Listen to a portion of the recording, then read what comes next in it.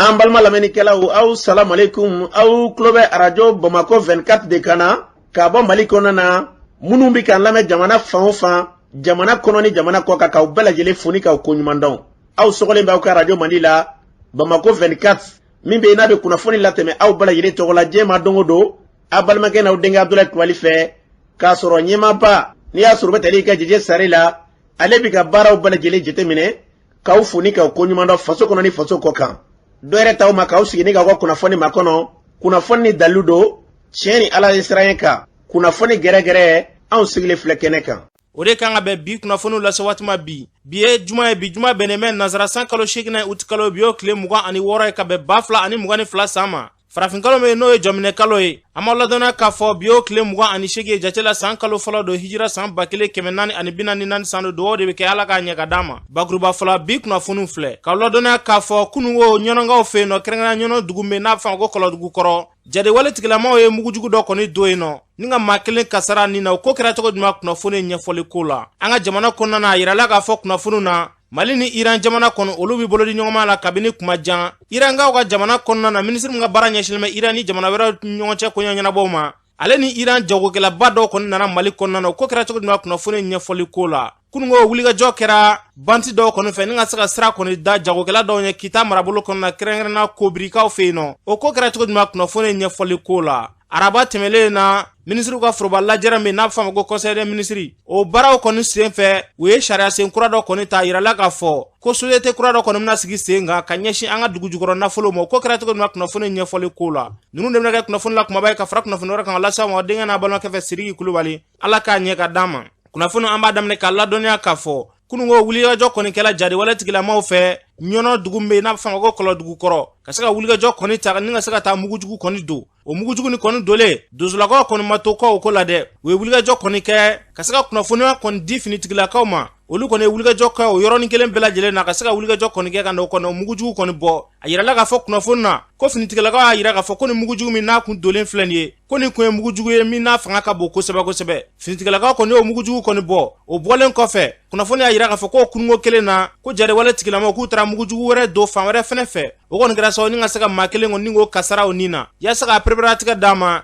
karamɔgɔ Abdulaye Kulibali ɲininkali kɛ Segu Sala Kulibali la an k'ale lamɛn ne tɔgɔ ye Segu Sala Kulibali ka bɔ kɔlɔdugu kɔrɔ la kɔlɔdugu kɔrɔ daga Segu Sala Kulibali an ye kunnafoni sɔrɔ ko kunna sinin ko bɔmu dɔ yira a ka mara kɔnɔ ye ko bɔmu in bɔra an ka lakanabaw fɛ kununko yɛrɛ a ko kɛra cogo di a kɛla o cogoya la kunna sinin wula fɛ an ka cɛdenw yaalatɔla u taala ka bɔmu dɔ ye ngalamajan kuranin ni Tanabugu cɛ bɔmu minnu bɛ goudron cɛ tigɛ u kɛmɛ ka bɔmu dɔ don nɔ ka fili don a la ani batiri cɛ a bɛ se mètre 10 ani kɔ ɲɔgɔnna ma ka taa fili branché batiri la batiri ka ɲamafuraw tigɛ ka bila quoi ka bɔmu fana don pɔn kɔrɔ pɔn bɛ datugu an ka mɔɔw fɛ pour que ji kana tɛmɛ fɛ ni bɔrɔ minnu ye ko bɔrɔw ta ka a bɔmu datugu an ka dugudenw tɛmɛtɔ la u ye filiw ye furabulu dacogoya min kɛ u ye furabulu jateminɛ o y'a sɔrɔ fili b'a kɔrɔ lakana tigilamɔgɔw wele n nana kunu ka na bɔmu in bɔ bɔmu in kɔni bɔla tɔɔrɔ wɛrɛ mɛ mɔgɔ si sɔrɔ lakana tigilamɔgɔw fana y'a yira k'a fɔ depuis bɛ bɔmu bɔ la an ka nin kabila in na o mɛ nin bɔmu in ɲɔgɔn na bɔ bɔmu in fanga ka bon ka se degré min ma n kɔni ye tanu ni caman ka se an ka daga ma o alamisa kelen na ko bɔmu wɛrɛ tilala ka wuli ni maaw ye a ka mara kɔnɔ ye ko fo kɛra ka kasara se mɔgɔ dɔw ma o kɛra cogo di karamɔgɔ se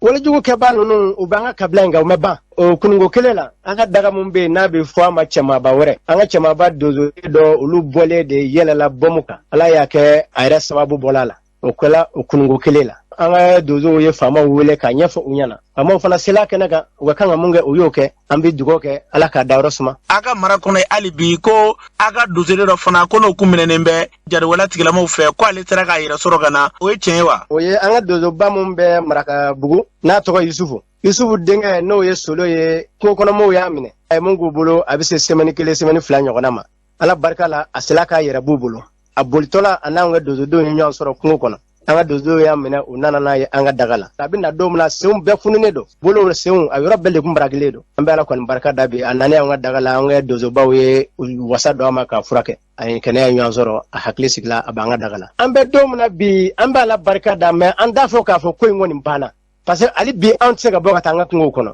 an balila k'an ka foro dɔw ci kɛ faamaw b'u ka baara la don kelen ban ni fɛn tɛ n'an tora nin cogoya in na se kɔni n bɛ masa in kan ko a ban cogoya tɛ nin ye fɔlɔ dɛ pour que an ka nɔgɔya fo fanga k'a dɔn an minnu bɛ yen ni anw ye donsow ye anw tɛ jamana in jugu ye an ko jamana in ka danbe jamana in ka hɔrɔnya anya marfa de ta kwan dike jamana in jugu andi fara jamana in jugu ka ni fanga tiglamo ni dozo me je ka baraka ka juga nyumana ko u hakila be ba juga mana ami me ka sara me bande o ka sabali dozo tu jugu ye febe me ka anga kabila la andi foi kan gouvernement fanga wile nyono fanga be ba kalama o ba yira ka fo ambulu de ka bilala su anikle no bi fe barenga noya oni dozo ka je o ka baraka nyoga fo de bi se ka bare noya nga kuma ka laba muye dozo de na ba nga foli be bela jele oni chasiri oni faso kanu oni horoya oni dametigia depuis ko ndamna kana bla bila ni an ye sutura la anga dozo nundo de anga foli buye su anga foli buye kle ni mama duye an won nga kabila ya do uye bon ambu fo ku barkada ni tume tali ke segu sala kulubala kerengana nyono kolo dugu korokaw feno aya fa chogo muna ni wuliga jong muna bisina ali bilanga jamana kono yarabi ala kana ni fere mimse ka to ni wuliga join abse ka dabla pe wanga jamana kono ala ga wakilno sabati namborai kita marabolo konna na dugumbe na fama ko kobiri wuliga jong koni kera bingane wala tiglema koni fe nga saka sira koni da sugu jolo nye ayira la ka focus du koni kuma ka ta dogo de la wana sira koni dan manu nye kuna fonu nga fola ko mashigi bonyongo de do ku koni mam sira da mam nye kapta ma bidru bonyongula we bolofen chama koni minawla kuna funu nga fola we bere koni keka mado ere bugo yasa ka preparatika dama shekne so ale ba kuma nyefo karama blay kulola kuma barala angulame to segene so ka bo kobiri be tukoto marade se tukoto be kitade se somada fe ma sugu jola una tola ni ye asinya sabana de salo ni nyinje somada fe juna sugu jola una to dro moto tigi o be mo la jo sirala o be marfada jo mo la do be mo fu ku ka worubo salo fu bona fe o yake o kofe alamisa somada e volonia asinya sabana de fray o ba ke o beta tinno abeke yoro mino chibe bla fama o benna ya fama na o ba soro o claru katalle be mo bri o kanga min bo ku babo beta no yere cha yere la kadanya ikani nasi gouvernement mo min kɛra alamisa don kunungo o ko kɛra cogo de anu ye mun kɛ mɔgɔw la mɔgɔ minnu yɛrɛ minɛna ko sɔgɔmada fɛ olu bɔra minnu kan ka taa kita ani minnu kan ka na ko sugu la joona ko ni ma mobilibatigi sɔrɔ mɛ mototigi o mɔgɔ min minɛna a bɛ mɔgɔ 50 ni kɔ bɔ fɛn o fɛn kun b'u bolo min ye wari ye u y'a bɛɛ minɛ ka taa n'u yɛrɛ maa minnu y'u minɛ kunnafoni na maa minnu ye maa sugu jumɛnw ye maa minnu kɔni fɔcogo la mɔgɔ armɛnenw de don dɔw ko pistoli ani marifa i n'a fɔ sɔrɔsiw ka marifa fɛngɛ ninnu k'o de b'u bolo ka sɔrɔ ma se maa kɔni ma sen fɛ maa kelen joginna fila cɛkɔrɔba dɔ cɛkɔrɔba ko jugu tɛ ale sera dɔrɔn ko k'ale k'i da yanni ale ka da k'a ka moto jɔ dɔ y'a gosi bere la k'a la bi k'a ɲɛda yɔrɔ jogili bɔ a filara k'a gosi ni bere y'a kɔ la o ka fɔcogo la ko mɔgɔ 8 ɲɔgɔn de don bere bɛ dɔw bolo marifa bɛ dɔw bolo ni mɔgɔ min nana o b'a fɔ k'i da u ko ale ma k'ale k'i da ale sumayana dali fɛ dɔrɔn dɔ y'ale gosi bere la k'a bi ka fila ka gosi a kɔ la tuguni ci kɔni bilara fanga ma mɛ an ma fanga ye fɔlɔ dɛ an ma ka foyi de faamu nin ko la parce que ka taa kita ka taa fɔ manantali poste ta sira kilo 100 camanba de don wari min tiɲɛna ka ma ala yɛrɛ fɔ mɔgɔ si t'a d'a ma kuma laban ye min ye a kɔni ka d'aw ɲɛ i k'a lase fanga ma an ka komini u k'u hakili to a la parce que n'a fɔra ni ɲɔgɔnna bɛ kɛ tuma o tuma bandiw bɛ mɔgɔw labiri k'u ka nafolomafɛnw bɔ ka taa n'a ye tɛgɛ tɛ da u kan u tɛ yela a bɛ mɔgɔw dabali ban dɔɔni quoi ni tun bɛ tali kɛ shekne sola kita marabolo kan kɛrɛnkɛrɛnya kobrikaw fɛ yen nɔ a y'a fɔ cogo min na yarabi ala ka basigi nati an ka jamana fan bɛɛ lajɛlen kɔnɔna na n'an bɔra ye mali ni iran jamana kɔni olu bɛ bolo di ɲɔgɔnmaya la jɛgɛ baara kɔni bɛ yen nɔ kabi kuma jan a yirala k'a fɔ ko ni waati laban ninnu kɔni kɔnɔna na wulikajɔ kɔni kɛmɛ iran jamana maa ɲɛma caman fɛ ka se ka na mali kɔni kɔnɔna na u bɛna hakili jagabɔ baara dɔw kɔni sigi sen kan walasa jamana in fila ka ɲɛta o bɛ se ka sabati cogoya minnu na baara ninnu yɛrɛ fara ɲɔgɔnkaw bɛɛ lajɛlen kɔfɛ mamadu aribi ale bɛ ɲɛfɔli dɔw kɛ an y'a ko la an k'ale lamɛn ani iran a ka ca ni san fila ye an bɛ nin baara la pour que an ka se k'an ka commission mixte c'est-à-dire que commission mixte ye jɛkulu min bɛ expert an ka jamana fila expertw k'u kɛ ɲɔgɔn kan k'a lajɛ u bɛ se ka baara kɛ ɲɔgɔn fɛ domaine min na donc an bɛnna min na o ye ka lajɛ fɛn fɛn min bɛ fɔ ko technologie c'est-à-dire que dɔnniya sira la ko yakubaya fɛn min ye abattoir frigorifique ninnu an ka se ka a ɲuman dilan mali la parce que mali ye sɛnɛkɛ jamana ye bagan mara jamana fana don donc an bɛ se ka fɛn caman kɛ nin na o bɔnnen ko an b'a lajɛ ka an ka denmisɛnninw an ka sifinw u bɛ se ka taa iran na kalan na cogo min na ka taa technologie kalan ka taa médecine kalan ka taa fɛn wɛrɛw kalan o bɔnnen ko fɛn min ye défense ye yɔrɔ problème caman b'an da la défense ni sécurité ko la donc iran b'a fɛ k'an dɛmɛ o fana sira kan an ye comité dɔ sigi sen kan o comité in o de kan a bɛ fɔ a ma ko comité de suivi des conclusions de la commission mixte donc o comité in ale de kan k'a lajɛ an ye baara minnu bolo da u bɛ se ka ɲɛ sɔrɔ cogo min na ani ni gɛlɛya bɛ yɔrɔ min na an bɛ se k'a lajɛ ka o gɛlɛya wuli ka bɔ yen pour que Iran ni Mali parce que an ka jamana fila in gɛlɛya caman b'an kan c'est à dire gɛlɛya min b'an kan a bɛ Iran kan a ka ca ni samugan ye mais u bɛ ka baara kɛ u ka jamana bɛ ka taa ɲɛ donc an b'a fɛ ka yira maliyɛnw la fana gɛlɛya kɔni bɛ yen hali ni gɛlɛya bɛ yen an kan k'an cɛsiri de an kan k'an cɛsiri ka lajɛ an ka jamana bɛ se ka bɔ nɔgɔ la cogo min na u ye dose miliyɔn 1 de d'a ma comme vaccin n'a dira aw ma protocole de b'a la c'est à dire k'aw kan ka sira de kɛ pour que a ka se k'a minɛ donc bi kɔni u nana ŋaniya jira de ka na ni ba kɛmɛ k'a d'a ma an b'o tester fɔlɔ quoi donc yan nɔ cɛ a tɔ bɛ na. Ni tun bɛ tali kɛ Mamadu Arbila a y'a fɔ cogo min na yarabi ni hakilina min filɛ nin ye yarabɛla ka nin kɛ ɲɛta ye ka ɲɛsin an ka jamana ma ale bi o hukumu kelen kɔnɔna na a yirala k'a fɔ ko Iran jamana kɔni ko a jago magobatigi caman kɔni nalen don an ka jamana kɔnɔna na jagoko ta sira fɛ sabatili bɛ se ka kɛ cogoya min na an ka jamana kɔnɔna yan nɔ maa min ka baara ɲɛsinnen bɛ jagoko ma n'o bɛ tali kɛ Yusufu Batili la ale hakilina min fɔ a ko la an k'ale lamɛn. An ka jamana bɛ lahala dɔ la bi fo an ka wuli ka jɔ caman kɛ pour que an ka teri caman sɔrɔ u teri kɔrɔ caman minnu bɛ yen nɔ an n'u ka relation ka se ka rétablir tel que l'Iran an n'u ka teriya ma daminɛ bi a bɛ san caman bɔ Mali ni Iran ka relation a bɛ sen na mais a ka kan tuma bɛɛ ka kurakuraya ka rencontre kɛ Iran ou ka rencontre kɛ Bamako pour que ka kumaɲɔgɔnya kɛ k'a lajɛ an bɛ se ka baara in renforcer cogo di an n'u cɛ a bɛ san kelen bɔ sinon san fila depuis ko ambassade kɔrɔlen bɛ yan nɔ an taara ambassade la yen nɔ siɲɛ caman ka kumaɲɔgɔnya kɛ n'a ye ka yira a la k'a fɔ an bɛ fɛ forum dɔ ka organiser Mali la yan ou bien ka organiser Iran pour que an k'a lajɛ i n'a fɔ an ka jamana ala kɛlen bɛ ka avantage caman d'a ma mais moyen ma sɔrɔ bi ou fɛɛrɛ ma sɔrɔ bi ka olu fɛn ninnu bila valeur la tuma bɛɛ an b'a ye Mali la a bɛ fɔ k'a fɔ ko IMOA kɔnɔ an de ye premier ye bagan na an b'a ye k'a fɔ IMOA kɔnɔ ko a bɛ fɔ ko dugukolo b'an fɛ yan nɔ mun bɛ se ka aménager ka fɛn bɛɛ labɛn OFID Niger kuma bɛ fɔ tuma bɛɛ OFID Niger kɔfɛ yɔrɔ caman bɛ yen o kuma bɛ fɔ f'an ka partenaire ɲini bi an ni olu ani État ka jɛ misali la bi n'an sera ka 100 000 hectares aménager ou 200 000 aménager zone OFID Niger la ni an ye 100 000 ou 200 000 aménagés, a bɛ se ka 500 000 personnes de emploi créer d'abord pour que mɔgɔ minnu tɛ baara la an bɛ se ka fɛɛrɛ kɛ ka baara di mɔgɔ caman ma an bɛ mun consommer san o san blé la a bɛ taa fo 500 000 tonnes la an b'a san dugu kɔfɛ jamana kɔfɛ ka na n'a ye yan nɔ mun na o aménagement sen fɛ an bɛ blé sɛnɛ yan comme ça blé tɛ importer tuguni ka farine dilan an fɛ yan nɔ an yɛrɛ bɛ blé mun dilan an yɛrɛ bɛ blé mun sɛnɛ yan an b'a kɛ ka farine dilan et a bɛ nɔgɔya comme produit dɔ a bɛ dun mɔgɔ fɛ pour que an ka bɔ risque la k'a fɔ ko an yɛrɛ bɛ mun dun fo fɛɛrɛ de ka kɛ k'a bɛɛ sɛnɛ an fɛ yan. Ni tun bɛ tali kɛ Mali jagogo ɲɛmɔgɔ la Yusufu Batili a y'a fɔ cogo min na ni hakilina min sigilen filɛ sen kan yarabi Ala ka nin kɛ ɲɛta ye ka ɲɛsin an ka jamana ma n'an bɔra ye bagi jaabiw bɔlen kɔfɛ hali bi ministre kɔnɔ a bɛ wulikajɔ kɔnɔna baaraw bɛ se ka sabati cogoya minnu na a ye wulikajɔ kɔni kɛ teliya yɛrɛ la maa tan fɔlɔ minnu n'olu ye sebaya kɔni sɔrɔ ka se ka taa olu kɔni ka sɛbɛnfura kɔni d'u ma olu ka sɛbɛnfuraw dilen u ma maa fɔlɔ min yɛrɛ kɛra sodanso ye Mali kɔnɔna na n'a bɛ f'a ma ko premier national o bɛ tali kɛ Mahamadu Anna ale ye ɲɛfɔli min kɛ yen nɔ o filɛ. Bi ne nisɔndiyalen don kosɛbɛ kosɛbɛ n bɛ bɛɛ fo n bɛ jamana fo ka jamana ɲɛmɔgɔw fo ka sɔrɔdasiw fo minnu m'u nin di an ka sécurité kama parce que sans la sécurité rien n'est possible n bɛ bɛɛ remercier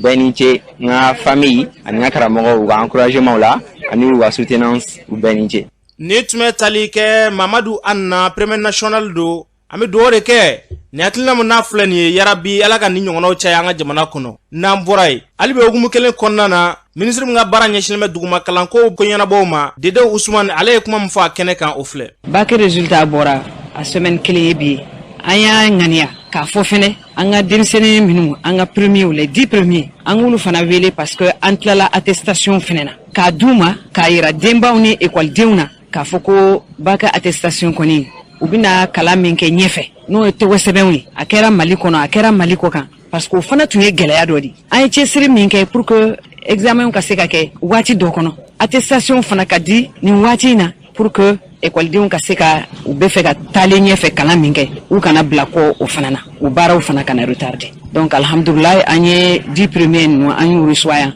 an y'u ka attestation d'u ma an b'a ɲini tɔw fana fɛ ni mɔgɔ min mago b'i ka attestation na dɔrɔn i kana minɛ problème fosi t'a la attestation disponible don premier national yɛrɛ n'o ye an ne de premier ye philo la a bɛ science exacte série scientifique de la mais philo la ale de ye premier dɔw wɛrɛw fana bɛ yan anglais français olu de ye premier ye alors que u bɛ science de la c'est pour que k'a yira k'a fɔ ko bac minnu b'a sɔrɔ a tɛ ko i ye scientifique ye ou bien i ye littéraire ye i ka se ka kalan de kɛ ka échouer examen na o tɛ baasi ye dɛ parce que chance b'i bolo i k'a kɛ tuguni donc u k'u cɛsiri u k'u jija pour que san wɛrɛ ta u ka kalan kɛ kosɛbɛ pour que u fana ka se k'a sɔrɔ an ye pourcentage min sɔrɔ ɲina bac la 20,35%. Caman ko a ka dɔgɔn c'est vrai a ka dɔgɔn ni salon ta ye kosɛbɛ a ka dɔgɔn ni san tɔw fɛnɛ ta ye mais o sɔrɔla mun fɛ n'i y'a lajɛ fana anw ka examen a bɛ fɔ minnu ma candidat libre olu fana de ka ca la kabira fɔra ko kala bac examen kɛli a cogoyaw yɛlɛmana a bɛ mɔgɔ 5000 bɔ minnu sigira dɔw ye tile fɔlɔ kɛ u y'a bila dɔw yɛrɛ kɔni u ma na fiyewu parce que minnu ye DF kɛ u y'a lajɛ donc bac kɛlaw o de y'a to caman fɛnɛ bɔra effectif la a bɛ mɔgɔ 5000 ɲɔgɔn bɔ. Ni tun bɛ tali kɛ kalanko ministre la kɛrɛnkɛrɛnnenya Dede Usumani a y'a fɔ cogo min na yarabi ala ka san wɛrɛ ta nɔgɔya maa minnu bɛ n'olu ma se ka sebaya sɔrɔ ɲinɛ ala ka nɔgɔya olu ye san wɛrɛ n'an bɔra ye an ka jamana ministre olu bɛ to ka forobara lajɛra min kɛ araba o araba don o tɛmɛlen na o ye forobara lajɛra min kɔni kɛ o hakilina kura dɔ kɔni sigi sen kan a yirala k'a fɔ ko dugujukɔrɔ nafolo dugujukɔrɔ fɛn caman b'an fɛ yan nɔ ko nka k'an yɛrɛ tɛ ka se k'a baara u y'a yira k'a fɔ k'u bɛna société kura dɔ kɔni sigi sen kan n'o ye cakɛda kura dɔ ye o bɛna fɛn ninnu labaara an ka jamana kɔnɔna na yan nɔ a bɔli baara bɛɛ k'a bɛɛ lajɛlen bɛ to an yɛrɛ ka jamana ka bolo kan ministre min ka baara ɲɛsinnen bɛ ji ni courant ani dugujukɔrɔ nafolo ko ma Lamine Seydou Traoré ale b'a ɲɛfɔ an ka lamɛn. Mercredi, conseil des ministres là, un charia kala dota ka société dɔ créer n'a bɛ f'o ma ko Sorem o ye société ye mun ka baara bɛna bɛn ka an ka dugujukɔrɔ fɛnko ka ko ɲɛɲini n'an y'a dɔn k'a fɔ ko dugujukɔrɔ nafolo bɛ yɔrɔ min na k'a bɔli ka ɲi o société in yɛrɛ ka o bɔ walasa Mali danbe bɛ se ka segin a ma sanuko la n'i y'a jateminɛ an ye indépendance ta kuma min na ka bɔ indépendance la ka se bi ma charia caman tara o charia ninnu bɛɛ kun ta kun ye walasa dugujukɔrɔ nafolo ko a bɛ se ka yiriwa jamana kɔnɔ cogoya min na nka n'i y'a jateminɛ indépendance kuma ninnu na 1960 ninnu na Sonarem créera bureau minier malien créera olu ni kun y'a jateminɛ olu dɔrɔn de kun bɛ recherche olu dɔrɔn de kun yamaruyalen n'u ka recherche ni ka dugujukɔrɔ nafolo ko exploiter an y'a jateminɛ an sera 1970 ninnu ma kuma min na a fɔra ko état bɛ se k'a kɛ jamana yɛrɛ bɛ se k'a ka sanu ɲini mais privéw fɛnɛ n'olu ye kɛnyɛrɛyew ye olu fɛnɛ bɛ se ka sanuko baara kɛ an tor'o la an bɛ se 2000 ninnu ma kuma min na a fɔra ko jamana yɛrɛ k'i sen bɔ a la pewu pewu k'a to privéw bolo bon n'i y'olu jateminɛ nin sariya kalan ninnu bɛɛ nin bɛɛ kun ka laɲini tɛ dɔwɛrɛ ye jamana dugujukɔrɔ nafolo ko a bɛ se ka fɛn ye cogoya min na kɛ fɛn ye cogoya min na ka jamana yiriwa mais n'an y'a jateminɛ ni sariya kalan ninnu bɛɛ taara ka bɔ indépendance ma ka se bi ma a si m'a to maliyɛnw nimisi wasara an ka dugujukɔrɔ nafolo ko la o misaliya ye jumɛn ye n'i y'a jateminɛ fɛn caman bɛ Mali dugujukɔrɔla la i n'a fɔ nafolo pétrole bɛ yen gaziw bɛ yen nɔ uranium bɛ yen jamaw bɛ yen nɔ mais bi bi in na sanu dɔrɔn de bɛ bɔ Mali kɔnɔ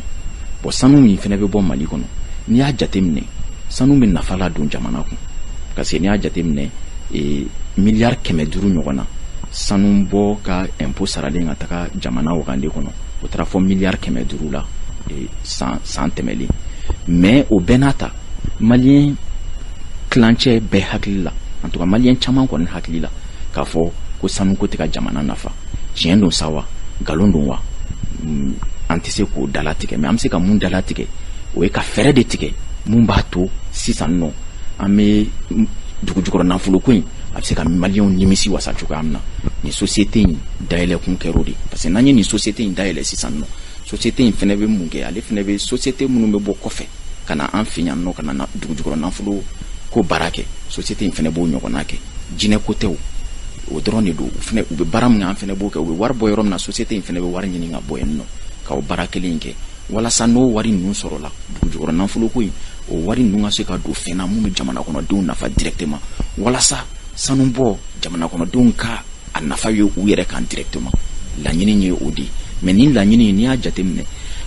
an bɛ nin bɛɛ kɛla ni an ka jamana ɲɛmɔgɔ n'o ye colonel Assimi Goïta ye n'ale ye transition président ye ale ka laɲini de don ni an ka nin kɛ mais an y'a jateminɛ ɲɔgɔn dalajɛ min fɛnɛ kɛra n'a fɔra o ma ko assise nationale de la refondation o fɛnɛ la bɛɛ bɛn'a kan yen fɛnɛ ko nin fɛn in ye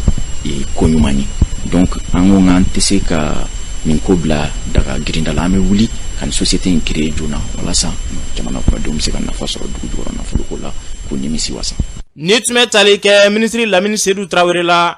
ni hakilina mun n'a talen filɛ nin ye u fɛ yarabi ala ka ni hakilina nu sabati an ka jamana kɔnɔ n'an bɔra ye dɔgɔ fanancɛ tɛmɛlen na Welesebugukaw fɛ yen nɔ ji kasara dɔ kɔni kɛra kunnafoni y'a yira k'a fɔ ko sanba kɔni nana sanba in nalen san bonyalen a yirala k'a fɔ ko denmisɛnninw kɔni tun bɛ ni misiw ye kungo kɔnɔna na maaw kɔni jɔrɔla u ye wulikajɔ kɔni ta k'u bɛna taa denmisɛnninw kɔni ni ka taa olu kunbɛ ka na o wulikajɔ in senfɛ ko maa 7 bɔ ɲɔgɔn olu kɔni ye wulikajɔ kɔni kɛ u bɛ se ka taa denmisɛnninw kunbɛ cogoya mun na maa min yɛrɛ bɛ n'o bɛ se ji la kosɛbɛ ale yɛrɛ kɛla sababu ni ka se ka maa 6 tɔ kɔni ni ka olu layɛlɛ yiri sanfɛ olu layɛlɛlen kɔfɛ ji ale kɛɲɛ ka taa ni ale ye yaasa ka perewatigɛ d'a ma karamɔgɔ Abulaye Kulubali ɲininkali kɛ Welesebugu maire la Bakari Samake an k'u lamɛn. Ne tɔgɔ Bakari Samake ne ye Welesebugu commune maire ye. Monsieur le maire an ye kunnafoni sɔrɔ ko dɔgɔ fanja in kɔnɔna la ji kasara ni o ye sanji kasara ye k'o kɛra so ye ka se ka cɛnni don ko fɔ a kɛra so ye ko fɔ mɔgɔ dɔ ni tora la a ko kɛra cogo di. Sanba dɔ de nana an ka sigida kɔnɔna na kɛrɛnkɛrɛnnenya Janikɔrɔ ale bɛ Sanangɔrɔ Jitumu commune de fɛ Welesebugu arrondissement de don.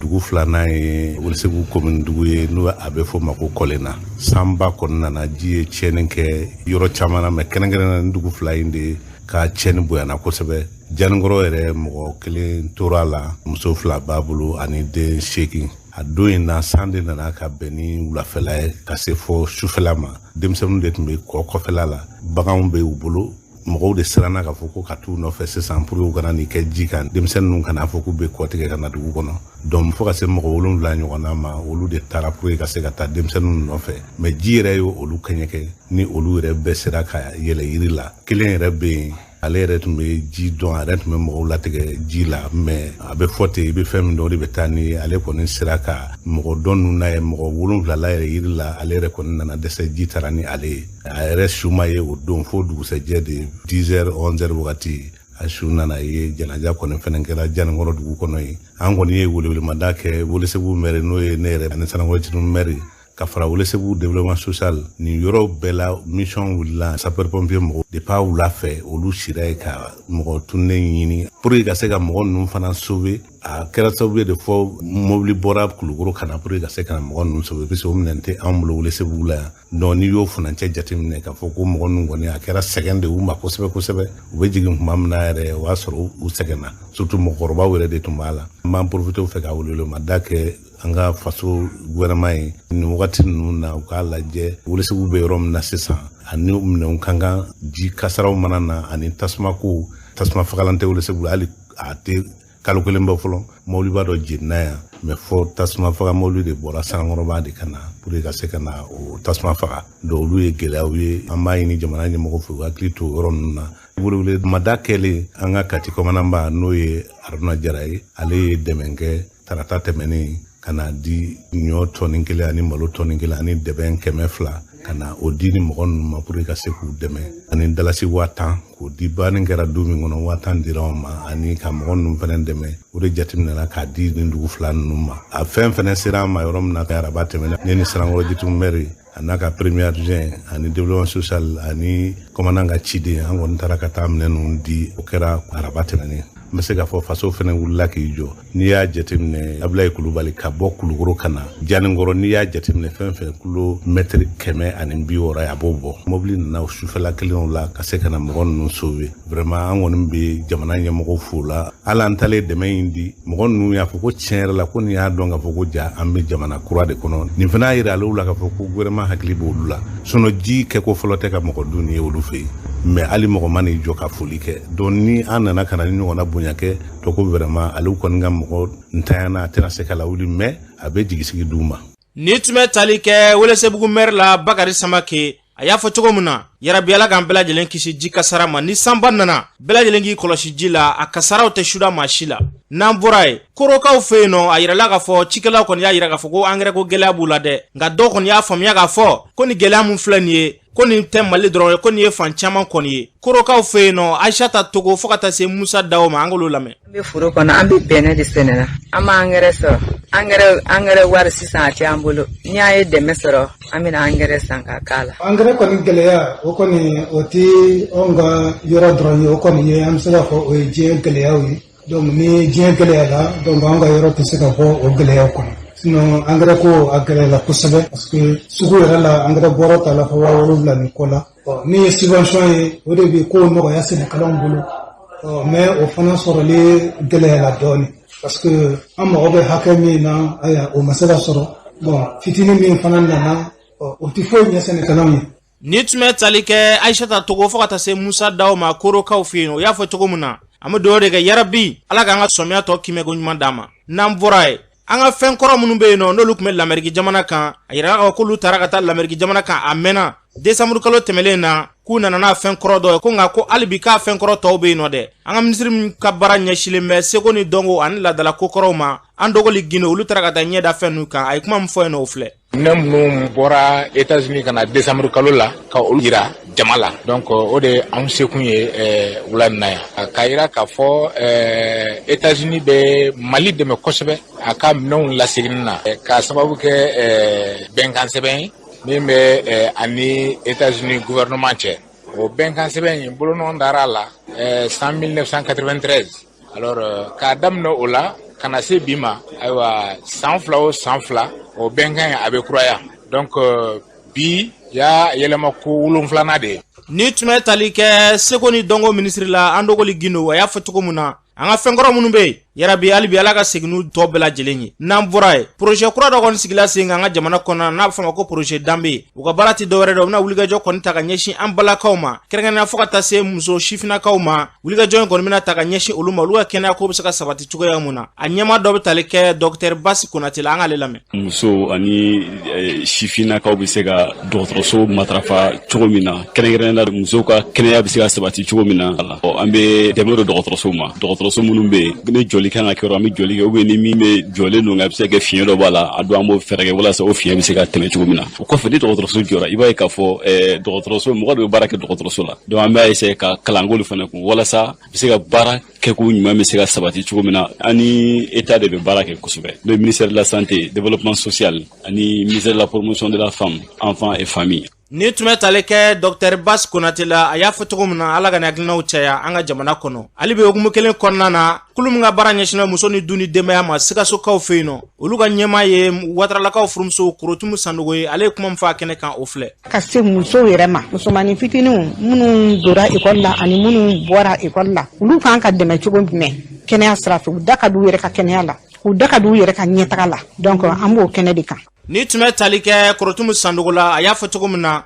ni hakilina ninnu Ala ka ninnu sabati an ka jamana kɔnɔ n'an bɔra yen wulikajɔ kɔni kɛra an ka seko ni dɔnko tigilamaaba dɔ fɛ n'o bɛ tali kɛ Jɛnɛba Sɛki ka se ka concert kɔni kɛ concert kelen kɔfɛ a y'a jira k'a fɔ ko ni concert kɔni tɛmɛna a musaka 70% ko a bɛ o kɔni ta ni k'o di an ka finitigilakaw ma concert in kɔni kɛlen kɔfɛ a ye wulikajɔ kɔni ta ni ka se ka balo dɔ kɔni ta ka di an ka finitigilaka minnu bɛ yen nɔ n'olu tora kɛrɛyɔrɔ la olu ka denbaya maaw ma kɛnɛ in ka yen nɔ colonel major Brema Samake ale ye kuma min fɔ a kɛnɛ kan o filɛ. An ka artiste ba dɔ ye Jɛnɛba Sɛki o de ye nin fɛn ninnu di ko k'a di cɛsabagatɔw n'u denw ma nin de laɲininen don Maliko la nin de y'an ka Maliko yɛrɛ yɛrɛ ye Mali la anw ka ni dugu tɔw tɛ kelen ye anw fɛ yen mɔgɔw bɛ fara ɲɔgɔn kan ni ko gɛlɛn ye mɔgɔ kelen sɔrɔ a ye bɛɛ de sɔrɔ an bɛɛ bɛ fara ɲɔgɔn kan ko k'a fɛn kɛ ni an ka artiste ba ni madame Jɛnɛba Sɛki la a ko depuis le 2 juillet k'a bɛ fɛ ka concert dɔ kɛ n'a ye fɛn min sɔrɔ a la a b'a 60% di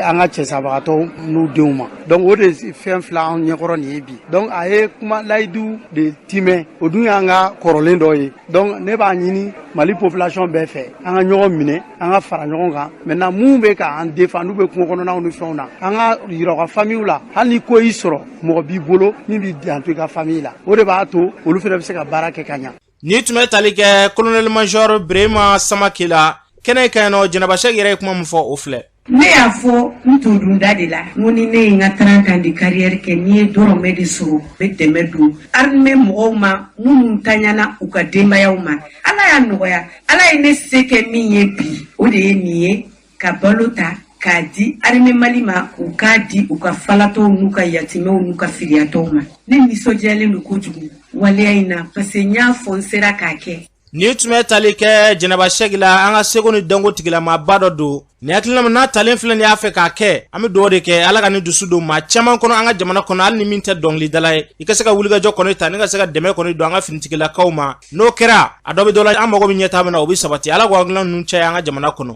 n'an bɔra yen tile fila kalan dɔ kɔni kun sigilen bɛ sen kan an ka jamana kɔnɔna na nɔ jɛkulu min bɛ yen nɔ n'a bɛ fɔ a ma association malienne des expulsés olu kɔni ye kalan in kɔni boloda ka se ka ni tile fila kalan in kɔni kɛ u ye maa caman kɔni wele a kɛnɛ kan baara yɛrɛ ɲɛsinin tɛ dɔwɛrɛ ma dɛ muso minnu bɛ yen nɔ n'olu bɛ taa tungaw fɛ olu ka kɔlɔlɔw ka se ka ɲɛfɔli k'olu la walasa olu kana se ka don kɔlɔlɔ kɔnɔna na Mamadu Lamini Bani ale kun b'a kɛnɛ kan ale ye kuma min fɔ yen nɔ o filɛ Mamadu Lamini Bani ne jɔyɔrɔ bɛnnen bɛ adamadenya ko ni tungarankew dɛmɛni ko la jɛkulu min tɔgɔ Haut Conseil des Maliens de l'extérieur n'a ɲɛmɔgɔya bɛ Habib Silla bolo an bɛ yan an jɛɲɔgɔn n'an baarakɛɲɔgɔn a ye mɛ olu de y'an wele kan kana hakili jakabɔ kɛ tunga min ni muso ka kow bɛ taa ɲɔgɔn fɛ cogo min na pour que u ka segini kana kɛ kɔlɔlɔ ye a ka kɛ segini ye min bɛ se ka kɛ nafalan ye olu ma so sigi ani baara kɔnɔna na ayiwa an ye faamuyali caman sɔrɔ a la parce que ma faamuyali camanw nana a caman ye u ka présentation kɛ ka ɲɛfɔli kɛ o kɔfɛ ɲɛfɔli mana kɛ discussion bɛ k'a la je crois que fɛn fɛn nana yan ye tɔmɔta sɔrɔ a la kuma minnu fɔra musow bɛ se ka dɛmɛ cogo min na pour que u bɛ se ka yiriwa u ka baara kɔnɔ cogo min na muso minnu bɔra tunga la halisa wulikajɔ de don yarɔ ɲɛta baara ni sɔrɔ ɲini baara cɛ dama ka baara tɛ muso dama ka baara tɛ ni muso y'i cɛsiri i bɛ fɛn sɔrɔ ni muso fana ye nafalan sɔrɔ i b'a sɔrɔ denbaya bɛɛ de b'a sɔrɔ parce que ni muso y'a sɔrɔ a b'a di jɔ ma a b'a di a denw ma hali n'a dan n'o ma mais a tɛ dan o ma a bɛ se ka kɛ cɛ yɛrɛ bɛ nafa sɔrɔ a la a balimaw bɛ nafa sɔrɔ a la cɛ baranakaw fana bɛ nafa sɔrɔ a la donc ni muso yiriwala a bɛ se ka kɛ sababu ye ka denbaya bɛɛ lajɛlen yiriwa an b'a fɔ o de la halisa u k'u cɛsiri gɛlɛya bɛ ko bɛɛ la gɛlɛya kana to u b'u ka cɛsiri n'u ka baara dan sara la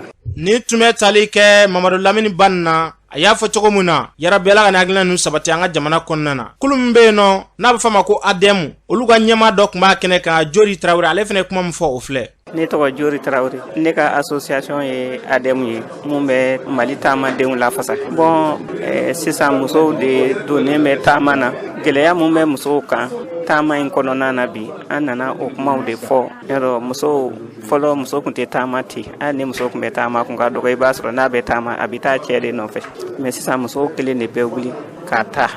o sababu kɛra gɛlɛya caman dɔw bɛ yen ni furuso gɛlɛyara u ma u bɛ wuli ka bɛɛ tunu